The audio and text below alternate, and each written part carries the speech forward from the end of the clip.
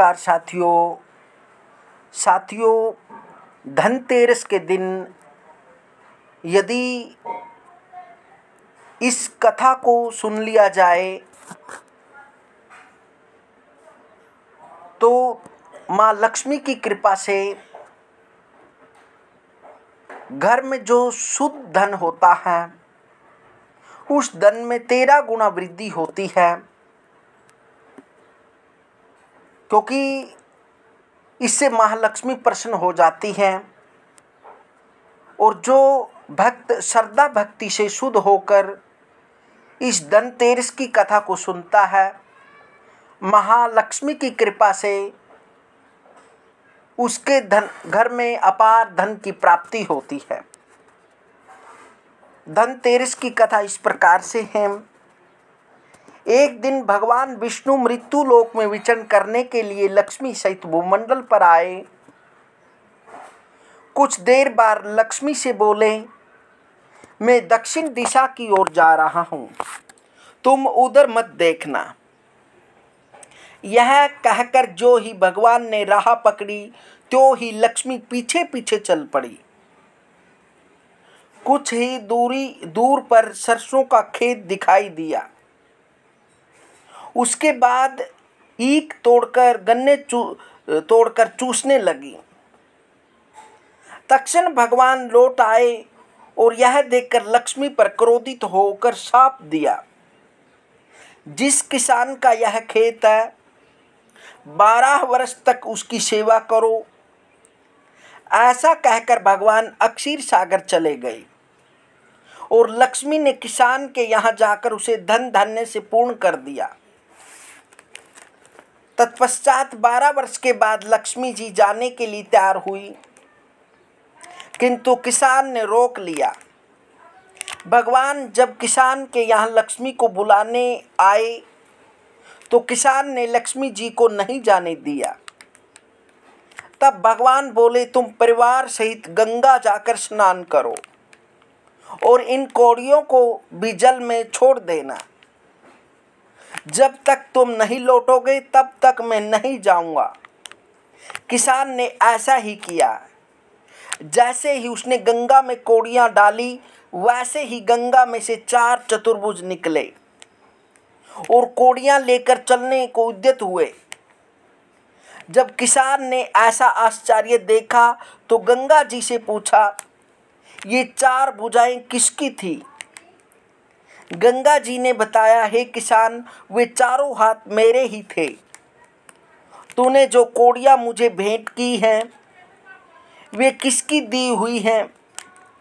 किसान बोला, मेरे घर में 2 सज्जन आए हैं, उन्होंने ही दी है। गंगा जी बोली, तुम्हारे घर जो स्त्री है वह लक्ष्मी है और पुरुष विष्णु भगवान हैं। तुम लक्ष्मी जी को न जाने देना, नहीं तो पुनः उसी भांति निर्धन हो जाओगे। यह सुनकर जब वह घर लौटा तो भगवान से बोला, मैं लक्ष्मी जी को नहीं जाने दूंगा। तब भगवान ने किसान को समझाया, इनको मेरा श्राप था जो कि 12 वर्ष से तुम्हारी सेवा कर रही है। फिर लक्ष्मी चंचल है, इनको बड़े बड़े नहीं रोक सकते। किसान ने हठ पूर्वक पुनः कहा, नहीं, मैं लक्ष्मी जी को अब नहीं जाने दूंगा। इस पर लक्ष्मी जी ने स्वयं कहा, ए किसान, यदि तुम मुझे रोकना चाहते हो तो सुनो, कल धनतेरस है, तुम अपना घर स्वच्छ रखो। रात्रि में घी का दीपक जलाकर रखना, तब मैं तुम्हारे घर आऊंगी। उस समय तुम मेरी पूजा करना, किंतु मैं तुम्हें दिखाई नहीं दूंगी। किसान ने कहा, ठीक है, मैं ऐसा ही करूंगा। इतना कहा और सुन लेने के बाद लक्ष्मी जी 10 दिशाओं में फैल गई। भगवान देखते ही रह गए। दूसरे दिन किसान ने लक्ष्मी जी के कथन अनुसार पूजन किया। उसका घर धन धान्य से पूर्ण हो गया।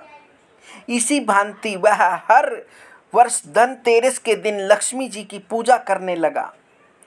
उस किसान को ऐसा करते देखकर कितने ही लोगों ने पूजा करना शुरू कर दिया। इसलिए कार्तिक लगते ही तेरस को धनतेरस कहते हैं।